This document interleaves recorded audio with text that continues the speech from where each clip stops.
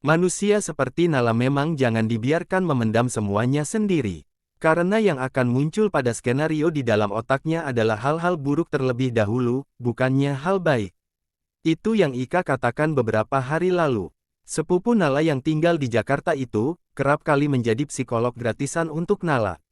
Malam itu, Nala tidak bisa tidur karena tindakan impulsifnya yang meminum 2 sachet kopi sekaligus, padahal biasanya 1 sachet saja sudah melek sampai pagi. La menghubungi kakak sepupu tercinta yang untungnya belum tidur itu, La ceritakan semua yang terjadi padanya akhir-akhir ini, tentang La yang bertemu Dewi dan anak-anaknya, tentang keluarga Sada yang ternyata berkerabat dekat dengan mereka, juga tentang kekhawatirannya terkait perasaan ibunya jika Nala berada di dekat Dewi dan keluarganya. Tentu saja, tidak lupa La ceritakan pula tentang La yang menjauhi Sada dan menginginkan waktu sendiri untuk berpikir. Ika awalnya kaget, tapi wanita itu tidak sekalipun menjudge dirinya.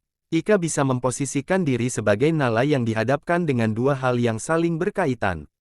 Ibaratnya, Nala harus memilih salah satu di antaranya. Ika bilang, Nala tidak akan selamanya bisa menghindar dari masa lalu yang menghantuinya. Sekuat apapun Nala berusaha, kalau alam sudah menentukan mereka untuk bertemu, ditolak bagaimanapun pasti akan diketemukan. Nala setuju dengan itu. Buktinya, tanpa La duga, Dewi ada di rumah Sada waktu itu. Tandanya alam sudah mengatur agar mereka kembali bertemu. Lalu, Ika menjelaskan suatu hal kepada Nala. Jika pertemuan itu memang tidak bisa dihindari, yang bisa kita kontrol adalah emosi.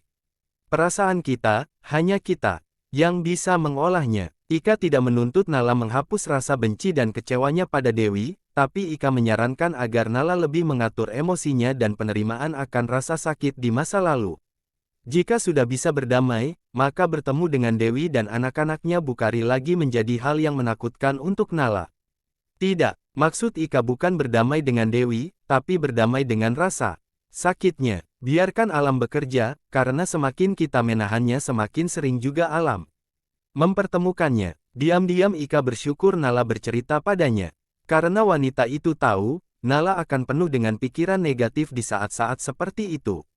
Dan Ika sangat paham mengapa Nala bisa seperti itu. Karena selama ini, Nala tumbuh dengan berbagai trust issue.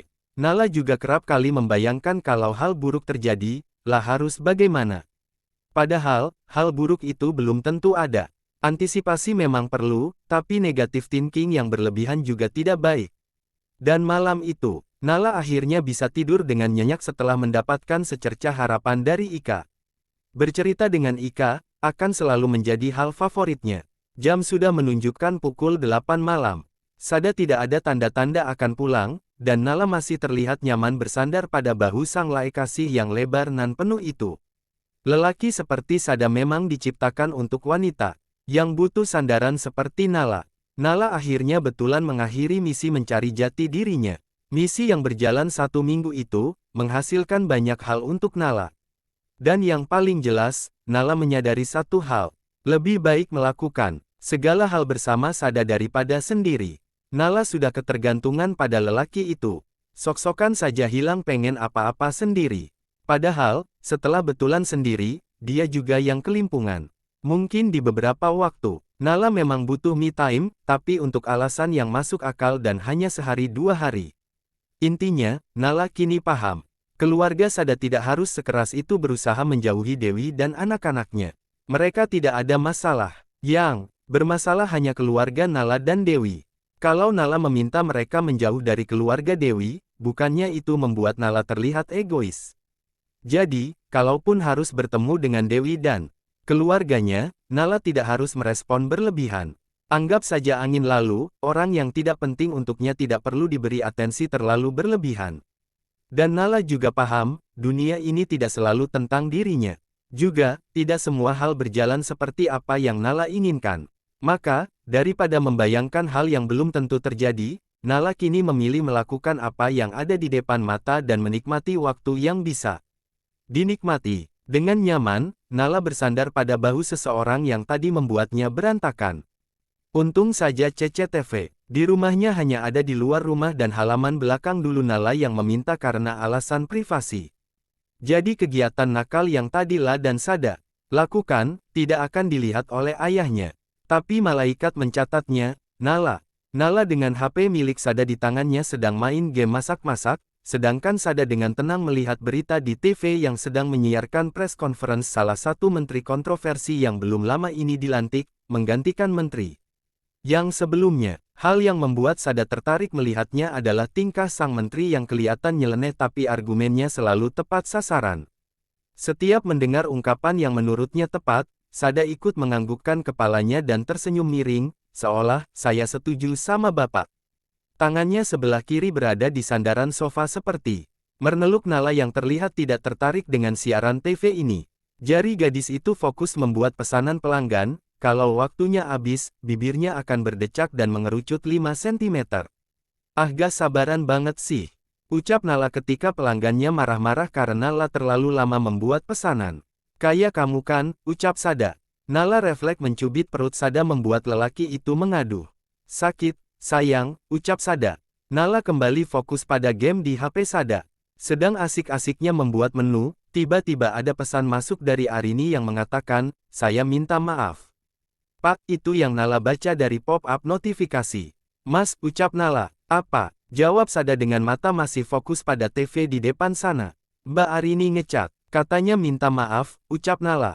Sada langsung menengok dan berniat untuk mengambil HP-nya di tangan Nala tapi langsung ditepis oleh gadis itu. Kenapa Mbak Arini minta maaf?